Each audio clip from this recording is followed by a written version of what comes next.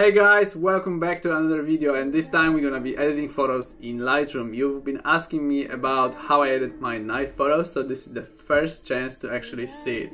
And I've prepared like 5 different photos, 3 moving objects, 1 static and 1 building, and I will show you my different approach for composition for each of them, maybe some effects, some basic stuff, coloring, color grade, tones, and all the things around photos. So let's get to it and let's jump into the Lightroom now.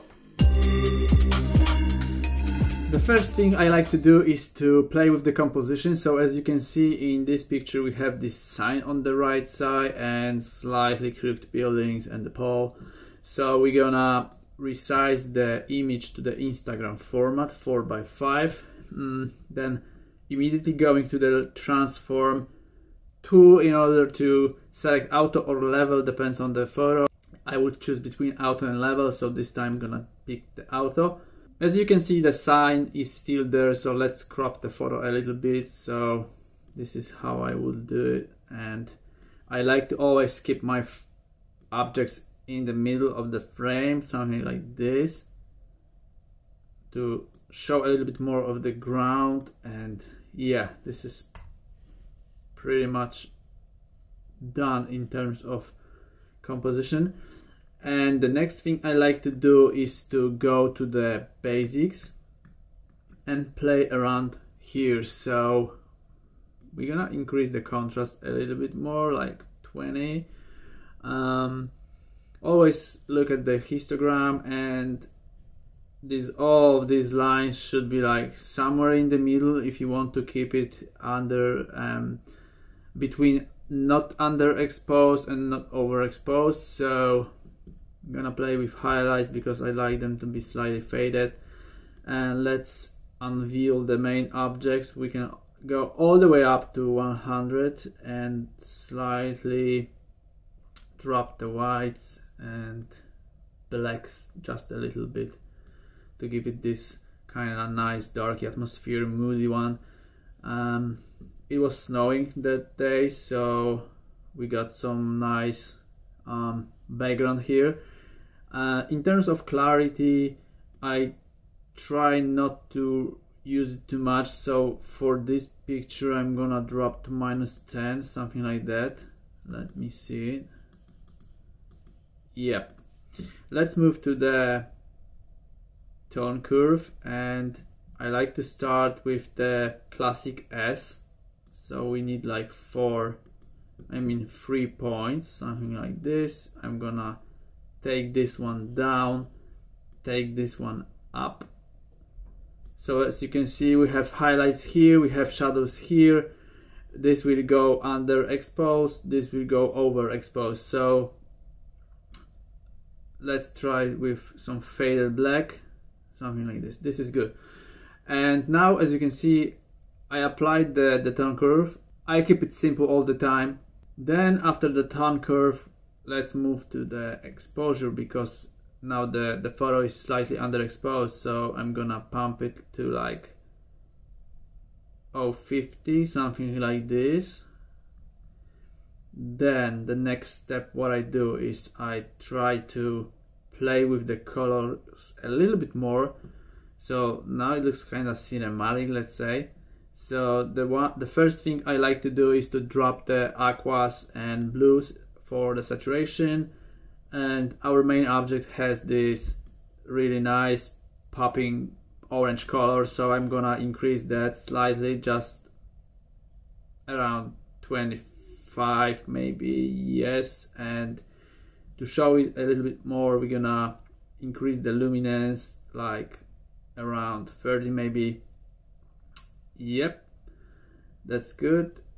And that's pretty much it in terms of colors for this photo. So let's jump into the color grading. And there is only one thing I like to change because it depends on my style. So I like this blue touch on the shadows, so I'm gonna take it to 120, 130, 120, 220, 25, and around 20, between 30 in terms of the saturation. So this is like this is starting to looking good. And now let's jump to the noise reduction field and sharpening, because we have some noise, I think. No, we don't have much noise, so I'm gonna keep it at 10, and I'm gonna increase the sharpening to 90, just because you want to keep it like a 100 total. So in terms of sharpening, holding an option key on a Mac, you're gonna see this masking to be reveal itself. Like, I like to keep this sharpening only for the main object I have, like in focus. Next thing, I skip the lens correction because it's like 90% destroys the picture in terms of having this vignette go out, and as you can see, it's gonna look a little bit more interesting without it. So next thing, I'm gonna do some effects and vignetting, because I like this effect really much, because it draws attention to the main object. So we're gonna keep it around -50. Then we're gonna put all of these settings to 100 and this one to around 40. And this will give you some kind of roundy, nice faded effect of vignette. And in terms of editing, I think this is pretty much done. I would probably jump to the basic once again and play around with exposure, maybe vibrance, to give it a little bit of orangish look, like a more orangish look for the back and jacket. I would probably play with some basic masks. So we can select the object. So this is pretty good, and it does the job really good. We can subtract with brush that line because we don't need it. So this is like a super fast masking. I will not always play with masks. It's just for if I believe the object or the thing that is on the photo is like slightly underexposed or something, so I can like correct it with the mask. And we're gonna make it a little bit more visible. So maybe slightly saturation and maybe shadows, so he pops up a little bit more. So that's it in terms of mask one. We can create the second one with linear. This is gonna be like a touch of it's gonna draw more focus to the object, and we can reapply that same mask to the sky, something like this. Yeah, that's pretty much it. So as you can see, this is kind of like my style in terms of editing nice night photos. And what I want to do, and I always do it, if the series of photos is from the same session, then I like to copy these settings by clicking on Command C, so you can copy all of the settings. And then I like to go to the next photo, making the same changes for the composition. So we're gonna select the Instagram framing. I'm gonna play around with some positioning like this. Going to the transfer won't give us much because these lines are straight, and this is a scooter, so we don't want to straighten this one out. So in terms of arrangement, this is done. Now I can reapply the filter, so it's like Command V, and as you can see, we applied the settings from this photo, but as you can see, we have a different lighting here. So we're gonna play with the temperature first, and I'm gonna change it to around, let's go like 500, and this is pretty good, I must say. We can drop lighting a little bit, highlights a little bit more. Yes, that's good. And we can play with the reds now, because I think we have some reds over there in the background. and maybe not too much, like around +10. And yeah, this is good. As you can see, you don't have to change much to actually have a nice picture. So we reapplied the settings and we reused the almost the same settings over here in basics and tone curve and mainly colors, color grading, and we have this nice icy look of the image.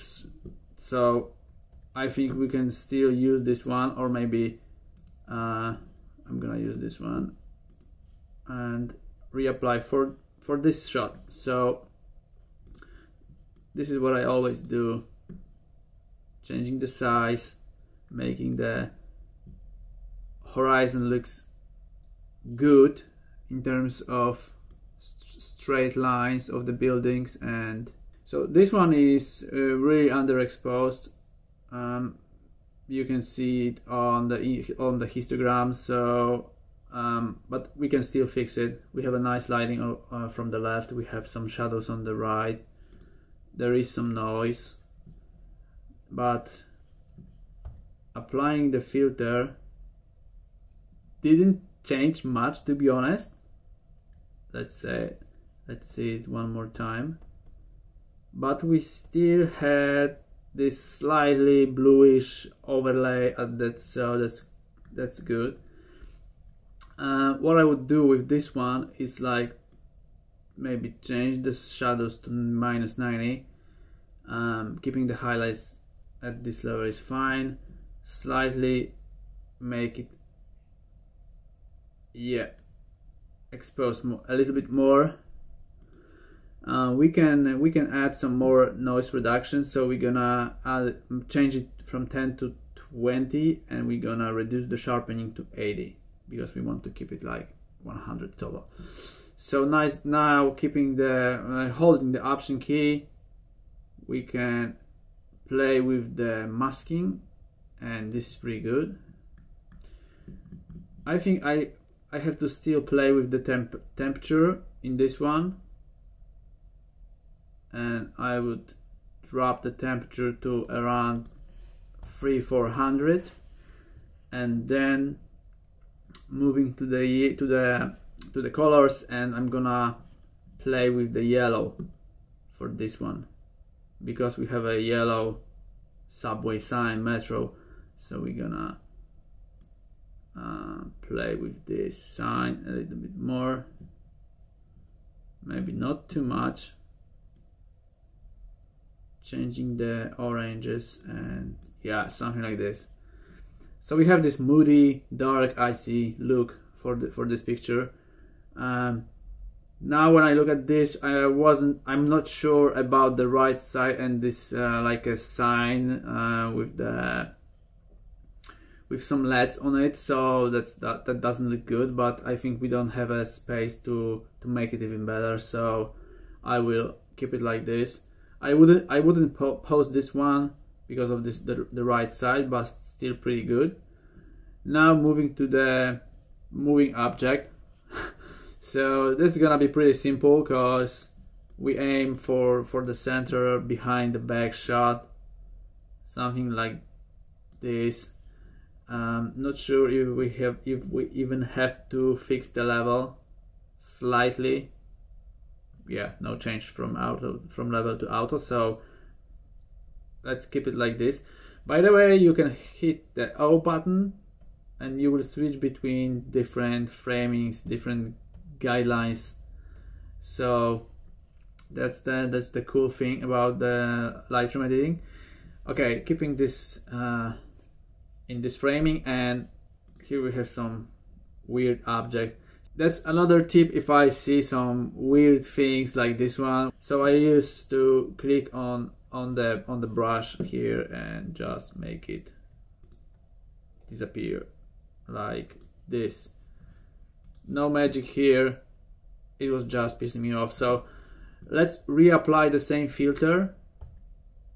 set of filters. As you can see, it's kind of looking good, but this guy has this dark jacket, dark backpack, so it's kind of hard to see the details here, but sometimes you don't have to like work on the details, you can just show the silhouette and that's gonna be good enough. So let's keep it at 100, let's keep it shadows at 100. Let's drop the exposure a little bit, maybe something like this, but maybe we can increase the blacks this time. I'm gonna increase the contrast in this one to around 30, and I'm gonna play with the temperature around 300, something like this. That's not bad, but could be better. It's not a perfect shot, so as you can see, not all of the shots are perfect. Now let's keep the same set of settings, and we're gonna apply this to the last photo. And the last photo is kind of guy moving around the left side, so we want to keep some room over here, so I'm not gonna be centering him in this one. And changing to Instagram size, and I would say something like this, so you can see the movement to the left side. Reapplying the filters, and this one is highly overexposed, so I'm gonna go to the basics. I'm gonna drop the shadows to around 80, drop the exposure a little bit, and keeping the highlights really low in this one.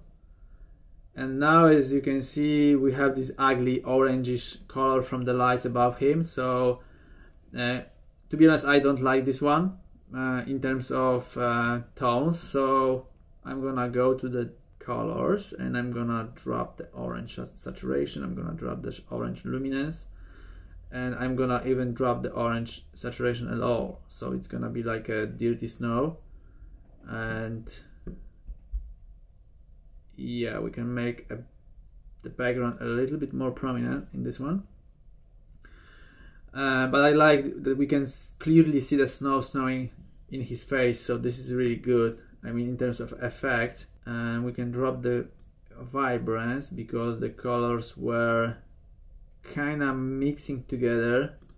This is like a green backpack, and I don't like this green color either, to be honest, so I'm gonna drop it, the saturation of the green backpack, and I'm gonna increase the luminance of that backpack a little bit, around maybe 10, and I'm gonna change the green to aqua. So, and I'm gonna change the green to aqua to 100. So in terms of masking, I would add a mask. Not sure how this will affect the whole picture, but I would add a linear mask from the right side, something like this, changing the exposure a little bit. And I would add another mask, linear one, from the bottom left corner, something like this, changing the exposure. So we got these shadows from the left and right. And in terms of masking, that's pretty much done. I didn't expect a banger from this one, but this is pretty good. So let's keep it like this. And yeah, that's pretty much it, to be honest. Yeah, so as you can see, these are the 5 photos we have been editing. We have like 5 different approaches, like a very bright one, the dark one, static building, and without any movement. We got this static object with some nice snowy lines and beautiful bokeh, and we have this moving biker. So I would say this is a set of 5 different photos where we set up a new style and reapply it to 5 different photos. But each photo is a 5 for composition. So in terms of having a good photo, in my opinion, you will have to start with your composition and all that stuff that is on the right side of the Lightroom. Okay guys, this is it. I showed you some basics of my editing workflow, and there is still a lot of things to show, but I hope you like it and can't wait for the next video from the series. So yeah, that's it, and see you in the next one.